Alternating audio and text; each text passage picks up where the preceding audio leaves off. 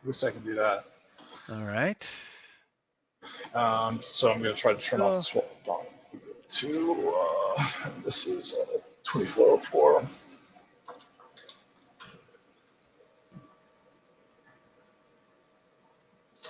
Swap on dash show. Okay, I'm using AI.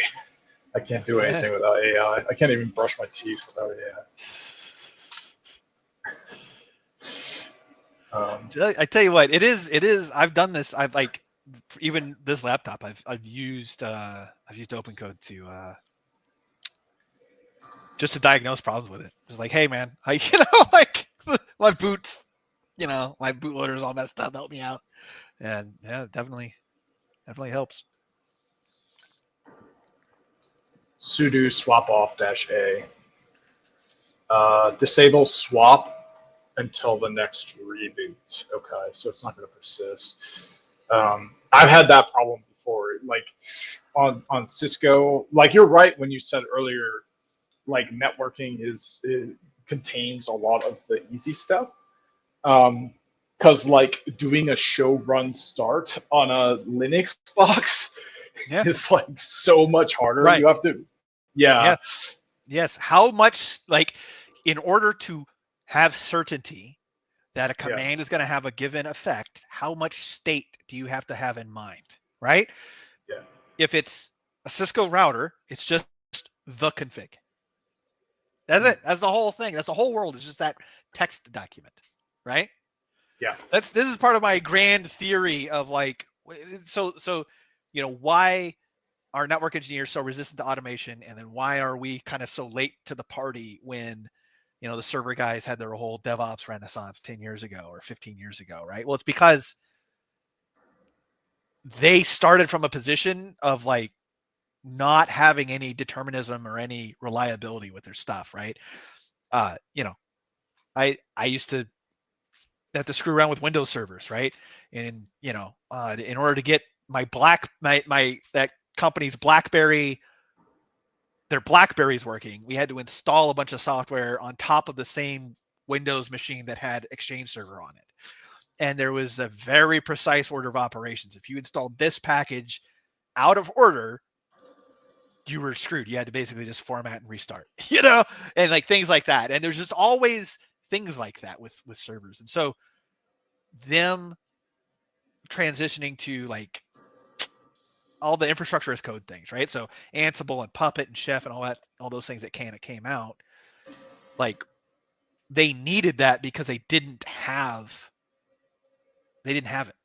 Right? Like idempotency, right? There was a whole thing of like everyone had to learn what the word idempotent meant because they just didn't have that. But the network people since the 80s have had idempotency. If I define a thing and it already exists, it's fine. You just redefined it and it already existed. So it didn't, nothing changed, right? The only build, don't add it unless it's missing kind of a logic is just already implicit in you're editing the config of this router. So they didn't have that, so they needed it. And then we can continue to limp along without automation for enough time. And they've passed us up now, and now we got to catch up. But the reason it happened is because we started off and it was just simpler and easier, right? So you could go further without having to automate.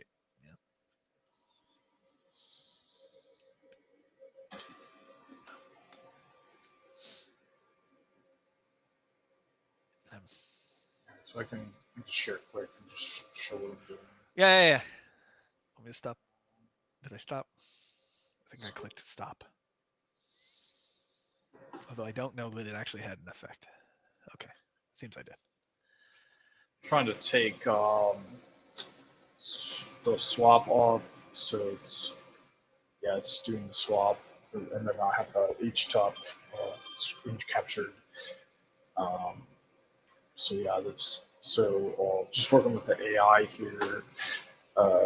I'm a pro subscriber, but it takes it can take like 20 minutes to think about it. So I'm just using Auto.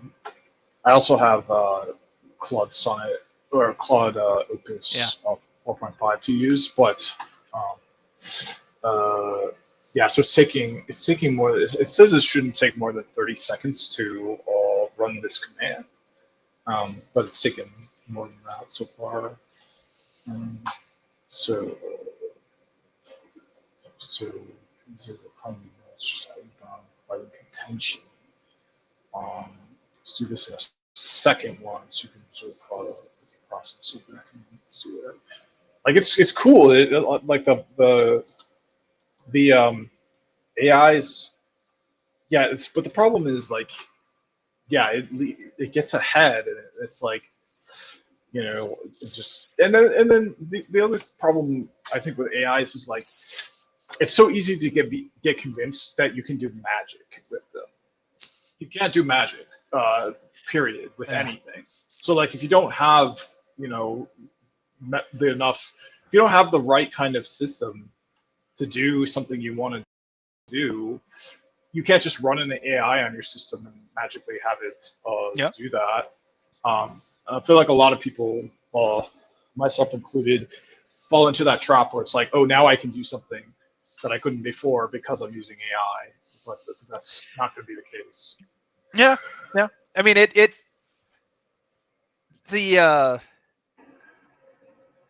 makes it easy to get. It solves a certain class of problems, right?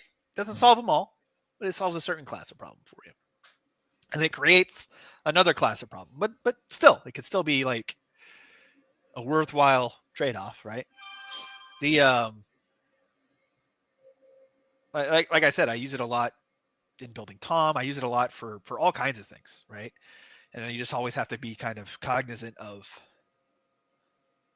what's it good at, what's it most likely to cause problems doing or trying, and then you gotta kind of just be mindful. It might lie to you. but a lot of them nowadays, you can tell them like, hey, support this with research, right? So, if you detect that it's a little, on the edges of its competence, right? You're like, hey, support this with research, right? Go look up, because then at that point, it's just, that's what you would do, right? If I really needed to know for sure, I'd go look at the docs. I don't want to go look at the docs. Make the AI go look at the docs, right? And then give me the summary, right? Yeah, I mean, the things I've been able to do with AI versus not, it's like, okay, I can't perfectly run with zero latency like a CCIE level lab. It's like, I mean, honestly, like before that, like when I was going for the JNCI ESP, my lab was like pretty good, and you can see that in the videos of the channel. So it's, but I wasn't like sharing it remotely.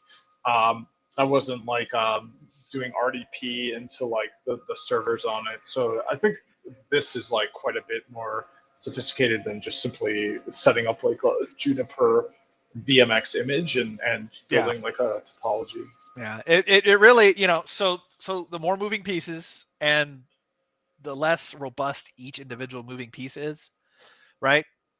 It can really kind of compound, So, when I've, like I said, I did all my labbing to like learn the fundamentals of routing and stuff, years and years and years and years ago. So I just haven't needed robust labs really in a long time, because I've just, that stuff, I know enough of it now that I can get away with really really simplified things, because there's just one thing I'm trying to understand, and I can just lab that little piece of it, so I can get away with much simpler labs nowadays. But having a big topology like that one you showed, I guess from John Capobianco, right? That dude, a kind of a meaty lab like that really is super useful. When I was learning MPLS, again, back then the topologies in the books were all like 2 routers, but because the assumption was like you had to go buy some routers on eBay, right? And you're running them in your house, so they weren't going to have 8 routers because no one's going to have that in their house, I was emulating them, but this was even before GNS3. Right? This was just with Dynamips and Dynagen, which is like the probably not anymore. It used to be the guts on the very inside of GNS3. I think nowadays GNS3 is independent of those. But it wasn't a virtual machine. It was like emulating the MIPS processor of like an old Cisco router. But I had 25 or 30 of those on one of the first gen Core i7s way back in the day. It was a 4-core processor, and that was like a big deal. that was fancy back then. All right, But it so really helped. It really helped because like it just didn't make any sense, right? You're learning about all these MPLS concepts, and it just didn't make any sense in a topology with 2 routers. All right, so swap. Yeah, and that's the thing too. Is like no matter how sophisticated your lab is, it's a whole different world once you see it in production. Yeah. Because like it's not going to look like it looks in the textbook in production, and oftentimes that might be because the textbook narrowed the scope to try to not have things get crazy. So like /31s, you probably won't see in a beginning network textbook, but you'll see them all the time out in the real world. Yep. The that's the first. This roll at Apsella was the first time I touched production MPLS, right? So I walked in knowing I was going to need to go and relearn a bunch of stuff, because in theory I learned most of that years and years before, right? But even if it had been very fresh, it was just from the book, So it took me a while before I was really kind of up to speed.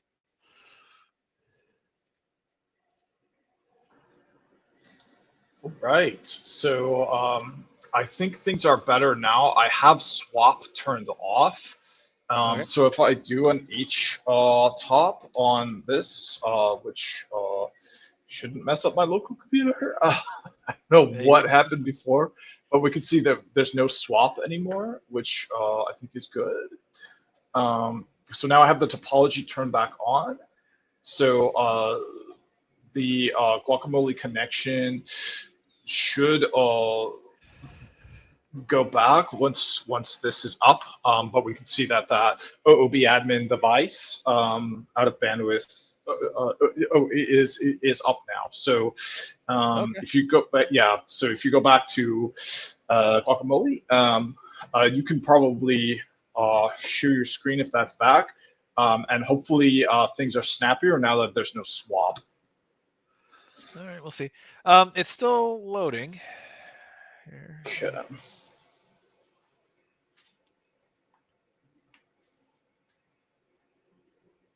me refresh.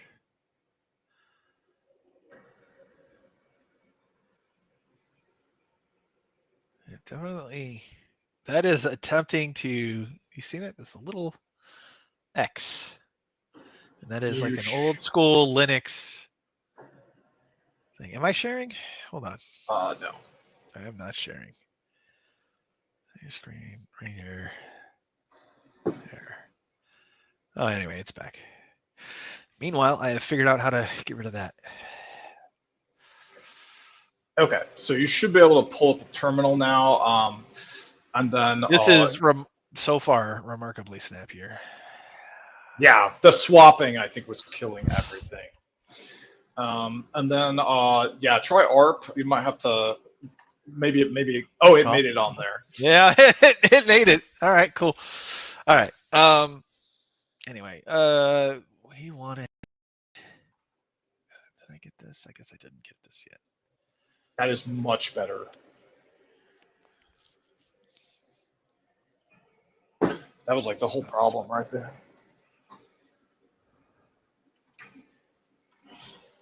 Oh, look at that! Look at how nice that is. All right. Well, it doesn't want to. Yeah, that's the browser. The browser has to allow it. Yeah. Okay. GitHub.com. What is this? Just.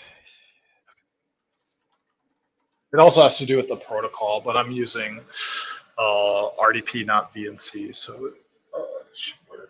But you have to grant it permission in the browser. So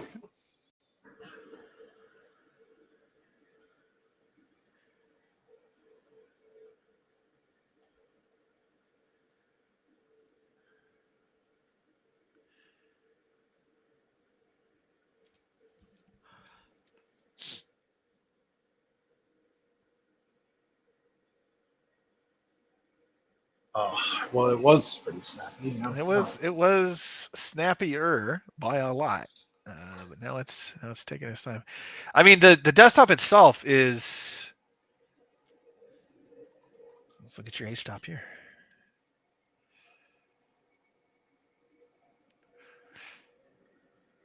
See, I'm gonna say it's slow talking to the disk, but that is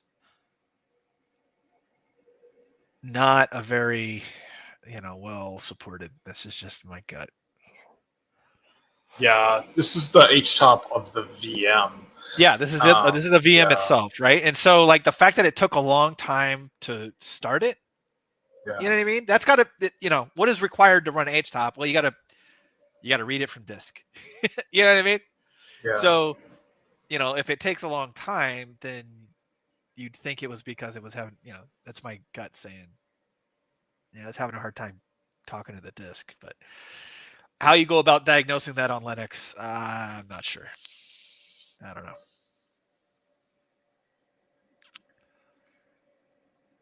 I don't even know how to, if I press tab, does it get me to the IO?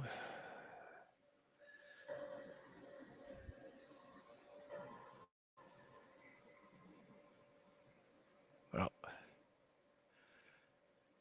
didn't like that.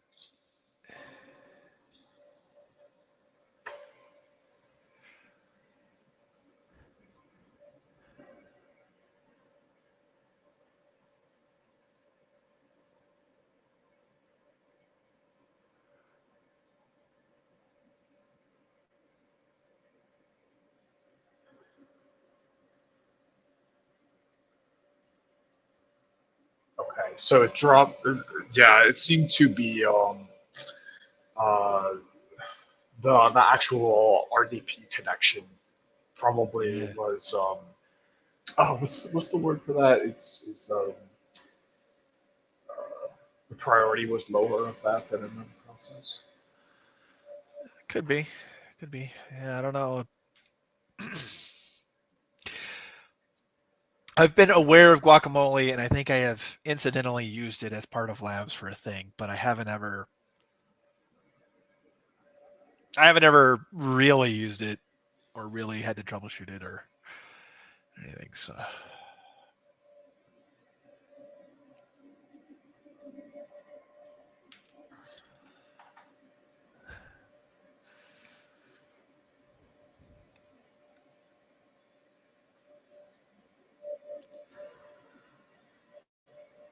Yeah.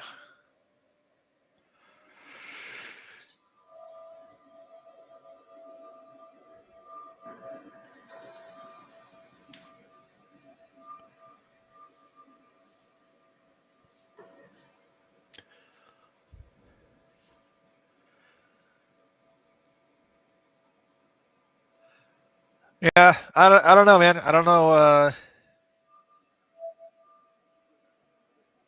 Like I said, we can reschedule this if we can, if there's a chance of getting the lab more stable, right? We can just kind of come back later if you want to, or I can see about getting something running locally. Again, I'm not, that'll take a day or so to figure out. Okay. I mean, we've been on it for like a few hours already. Yeah. I have to, so the AI is telling me I have to set up ZRAM. Yeah, I can do these steps off stream, and we can reconvene. It'd be awesome if you can do like, if we can do these reoccurring, because I think and then like if we can we can hand over these live streams to like a video editor, potentially get like a real demo to Tom once we get like Cool. once we get the lab working. The lab's a problem. Yeah, that's fine. That's fine. The Okay. my goal for these, the main reason why I'm interested in doing this is part of it is just getting it in front of somebody that's not inside my head, right? And so like having you be able to kind of work through it, that's kind of the point, right? Yeah. So I'm happy to engage with that process, whatever's kind of required for that. But that's kind of the point, because like it makes sense to me. Well, it would, because I made it, right? It's so it makes sense to any other human, right? Is kind of the next milestone. So awesome. Well, yeah, I think once I have ZRAM going, that'll help a lot. The other thing that helps a lot is, we had it, right? Like we were in there, we were downloading it. So I really think it just needs the ZRAM, which will just take me like an hour in between streams. So yeah, I think we can call it, get something on the calendar for doing it again. Sure. And then this ZRAM hopefully will make things better next time. If not, if you have like a local way, I won't be. I'm trying to set up something interactive for like. Yeah, that really would be best, right? But yeah. We could figure something out too. All right. Well, thanks so much. Yeah, we'll get something on the calendar. I'll get ZRAM set up. I think that might be the solution. Cool. All right. Well, all right. Well, thanks for your time. Yeah, you too. We'll try it again. Yep. All right.